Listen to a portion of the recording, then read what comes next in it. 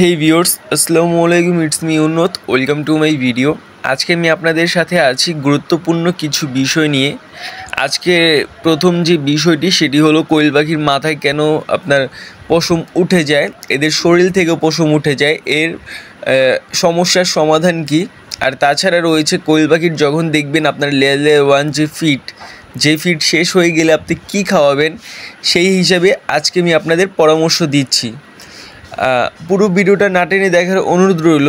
Subscribe to my channel. শুরু করা যাক আজকের ভিডিওটি। কোয়েল পাখি একটি লাভজনক পাখি, আমরা সবাই জানি, কিন্তু সেই ক্ষেত্রে যারা আমরা কোয়েল পাখি পালন করি তারাই কিন্তু জানি কোয়েল পাখি প্রচুর পরিমাণে খাবার খায়। আমরা যদি কোয়েল পাখিকে শুধু লেয়ার ওয়ানের মাধ্যমে পালন করতে যাই, সেই ক্ষেত্রে কোয়েল পাখি প্রচুর পরিমাণে খাবার খায়, সেই ক্ষেত্রে লসের সম্মুখীন কিন্তু আমরা প্রতিনিয়ত হচ্ছি আর আমরা যারা শখের বসে কোয়েল পালন করছি তাদেরকে বলছি তারা কোয়েল পাখিকে কাঁচা ঘাস দিবেন, এতে করে কোয়েল পাখির কোনো সমস্যা হবে না। তো আমার হাতে এখন যে কোয়েল পাখিটি আপনারা দেখতে পাচ্ছেন এটি কিন্তু একটি মেয়ে কোয়েল পাখি। আর দেখেন ওর মাথায় কিন্তু পশম উঠে গেছে। ওর মাথায় পশম ওঠার মূলত কারণই হলো আমি এখানে ছেলে কোয়েল পাখি রেখেছি, মেল কোয়েল পাখি রেখেছি, এর জন্য কিন্তু এই সমস্যাটা হয়েছে। তো আপনারা যারা ডিমের জন্য কোয়েল পাখি পালন করবেন, শুধুমাত্র ডিমের জন্য, তারা কখনো মেল কোয়েল পাখি রাখবেন না, অর্থাৎ পুরুষ কোয়েল পাখি কখনো রাখবেন না। পুরুষ কোয়েল পাখি যদি আপনি রাখেন সেক্ষেত্রে সমস্যার সম্মুখীন আপনার এরকম হতে হবে। আপনি দেখবেন কোয়েল পাখি যদি আপনি শখের বসে পালন করেন, আপনার চোখে যদি সুন্দর দেখায় তবেই কিন্তু আপনি কোয়েল পালন করছেন। আমার কোয়েল পাখিগুলোকে আমি প্রতিদিন বালিতে গোসল করাই, কিসের জন্য? যাতে এদের দেখতে একটু সুন্দর লাগে, এর জন্য আমি প্রতিদিন এদের বালি দিয়ে গোসল করাই। তো আপনার কোয়েল পাখির মাথায় যদি এরকম পশম উঠে যায় সেক্ষেত্রে আপনি জিঙ্ক দিতে পারেন খাবার হিসাবে, কিন্তু এটা আপনি জিঙ্ক দিচ্ছেন কিছুদিন পর কিন্তু আবার এই সমস্যাই হবে। যত আপনি জিঙ্ক দেন না কেন, কিছু জিঙ্কে কাজ করে আর কিছু জিঙ্কে কাজ করে না। তো আপনারা জিঙ্ক যে ভালো কোম্পানি রয়েছে সেই কোম্পানি দিতে পারেন। আর ডিমের যে খোসা, সেই খোসার চূর্ণ করে ওদের খাবার হিসাবে দিতে পারেন। আর লেয়ার ফিটে প্রচুর পরিমাণে ডিমের খোসা রয়েছে, আমরা সবাই জানি। সেক্ষেত্রে যদি আমরা ওদের লেয়ার ওয়ান দিই, ওটাতে ডিমের খোসাও রয়েছে, আবার কিছু ছোট ছোট পাথরও রয়েছে, ওটাতে অনেক পদের ভিটামিন রয়েছে, ইভেন ওটাতে কিন্তু মেডিসিনও রয়েছে। তো আমার কোয়েল পাখিটা আপনার কাছ থেকে আমি দেখানোর চেষ্টা করছি। দেখেন ওর মাথায় কিন্তু পশম উঠে গেছে।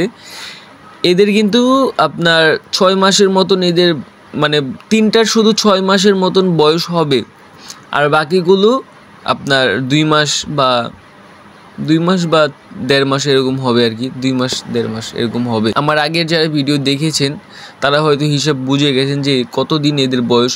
এই ছোট বাচ্চাগুলো যেগুলো রয়েছে আর বড় সাইজের যেগুলো রয়েছে সেগুলো রয়েছে 3টা এখানে। বড় সাইজের ওইগুলো আমি আপনার ফার্স্ট নিয়ে এসেছিলাম, কোয়েল পালন করার অভিজ্ঞতা আমার ছিল না তেমন, এর জন্য আমি ছোট করে শুধু 3টা নিয়ে আসি। যখন আমি এদের সম্পর্কে বুঝি তখন আমি কি করি, গুলিস্তান থেকে আরও 10টা কোয়েল পাখি আমি কিনে নিয়ে আসি। তো এখানে মোট এখন আপনার 10টা মেয়ে কোয়েল পাখি রয়েছে আর একটি ছেলে কোয়েল পাখি রয়েছে।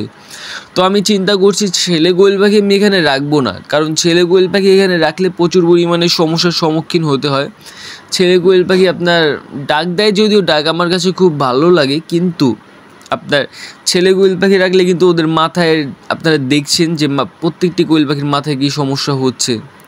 তো যাই হোক, আমার বিষয়গুলো হয়তো আপনারা বুঝতে পেরেছেন। তো এখন আমি দেখলাম যে আমার কোয়েল পাখির খাবার শেষ। লেয়ার ওয়ান বললামই যে প্রচুর পরিমাণে কোয়েল পাখি খাবার খাচ্ছে।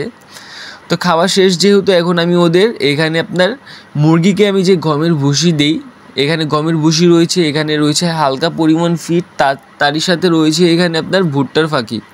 তো 3টা খাবার আমি একসাথে মিক্স করে আমি প্রতিনিয়ত মুরগিকে খাওয়াচ্ছি। আপনারা জানেন এগুলো কিন্তু ফার্মি মুরগির খাবার, তো প্রতিনিয়ত আমি এগুলো ওদের খাওয়াচ্ছি। তো এইগুলো খাওয়ানোর ফলে এখন কোয়েল পাখিকেও আমি এগুলো খাওয়াচ্ছি, যেহেতু আমার খাবার শেষ। তো এইগুলো খাওয়ার পরে দেখেন আপনার এখানে ফাটা ডিম। এখানে কিন্তু ক্যালসিয়ামের অভাবের জন্যই এইরকম ডিম পারছে। ডিমের সাইজও খুব ছোট। আমি যখন লেয়ার 1 ফিড দিয়েছি তখন দেখেছি যে ডিমের সাইজ বড় ছিল, ইভেন ওরা প্রত্যেক দিন ডিম পারতো, আর এখন কিন্তু একদিন পর পর ডিম দিচ্ছে কোয়েল পাখি। এতে করে বোঝা যায় যে লেয়ার 1 ফিডের কতটা গুরুত্ব। তো এখন আমি এদের ভাতের মাঠ দিয়ে খাওয়াবো। তো ইনশাল্লাহ কিছুদিনের ভিতরে, কালকে বা পরশুর ভিতরে আমি লেয়ার লেয়ার 1 ফিট নিয়ে আসবো। কারণ আমি জানি কোয়েল পালন করার ক্ষেত্রে লেয়ার লেয়ার 1-এর গুরুত্বটা একটু বেশি, অতিরিক্ত পরিমাণ বেশি। আর লেয়ার লেয়ার 1 ফিট আপনার দিতেই হবে, কোয়েল যেহেতু আপনি পালন করছেন।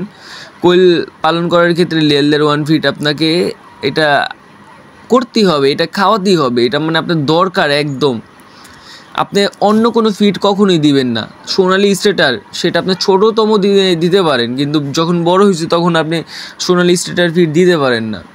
আবার আপনার এটাকে কি বলে, আরও যে ফিড আছে গ্লোয়ার বা এটা ওইটা, আপনি কোনো কিছু দিবেন না। আপনি শুধুই মাত্র লেয়ার লেয়ার 1, ইভেন নারিশ কোম্পানির যে ফিড রয়েছে, নারিশ, মদিনা বা তীর, এই সকল কোম্পানির ফিড আপনি দিতে পারেন।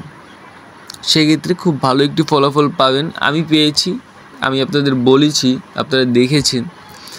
তো ইনশাল্লাহ দোয়া রাখছি যে আপনাদের কোয়েল পাখি সুন্দরভাবে ডিম পারবে। আমার কিন্তু প্রত্যেকটি সমস্যার কথা আমি আপনাদের কাছে তুলে ধরি। সো ভিউয়ার্স, আজ এই পর্যন্ত, দেখা হচ্ছে নতুন কোনো ভিডিওতে। বিদায় নিচ্ছি। আসসালামু আলাইকুম। Subscribe to my channel.